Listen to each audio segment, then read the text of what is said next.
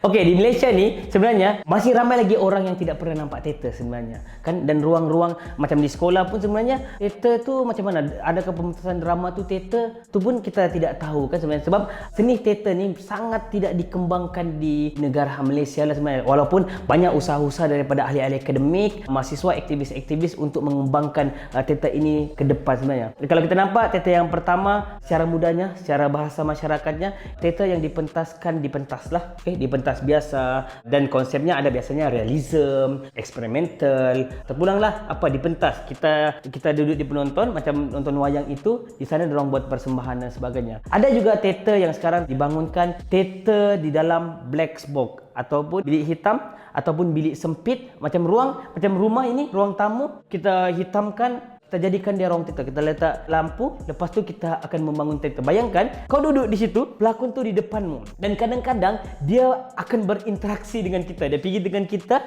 dia akan bertanya dengan kita. Kau jawab atau tidak jawab, dia boleh improvisasi dan sebagainya. Itu juga teater. Teater seterusnya yang biasanya juga dibuat adalah teater jalanan. Biasanya teater ni digunakan untuk propaganda-propaganda politik dan sebagainya. Jenis-jenis teater yang lain juga adalah teater yang sekarang ni ada dibuat, terutamanya di Semenanjung, teater atas pokok ataupun teater bawah pokok. Kan biasanya kalau di atas pentas kita ataupun di filem kita kena sediakan set kita apa. Teater bawah pokok ini teater yang menggunakan pokok itu sebagai set, berlakon di situ. Jadi semua orang pergi ke pokok itu dan tengok teater dan sebagainya. Ada juga teater di dalam bas. Daripada dalam bas diorang membuat teater, kita duduk di sekitar situ untuk melihat mereka. Jadi teater ni sebenarnya kita perlukan ruang saja. Apa-apa ruang untuk kita berekspresi, untuk menggerakkan sesuatu, untuk meletakkan peranan, itu boleh dianggap teater. Jadi ada banyak konsep-konsep teater. Teater musical ini juga adalah konsep teater.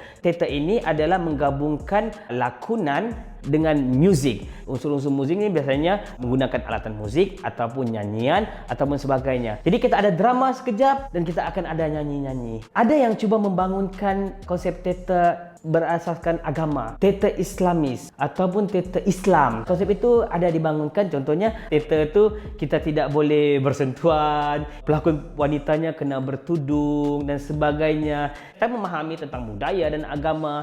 Saya juga tidak bersetuju kalau ada scene yang terlalu melampau-lampau. Maksudnya kita terlalu mengikut budaya luar kan. Di Semenanjung ni sebenarnya banyak teater bangsawan, membawa cerita-cerita yang lalu, propnya sangat besar dan sebagainya. Saya berminat, kalau saya nampak di YouTube teater-teater bangsawan, saya berminat untuk lihat, tetapi tidak ada kesampaian sebab kosnya agak besar dan sebagainya. Teater yang saya suka, teater daripada Khalid Saleh. Dia teater jual ubat. Bayangkan, kita biasa nampak kan kalau di pasar-pasar orang jual-jual sambil berteater, dia menjual ubatnya, sedangkan dia sedang berlakon. Saya fikir semua hal harus berlandaskan konteks kita, di mana kita berada. Jadi maksudnya, dan benda itu semua boleh diimprovisasi, tidaklah terlalu rigid dan sebagainya. Masih lagi boleh berjalan dengan baik kerana ini kan konsepnya kreatif kan, seni. Bagaimanakah dia tidak dilihat sebagai terlalu jumut, terlalu membosankan dan sebagainya.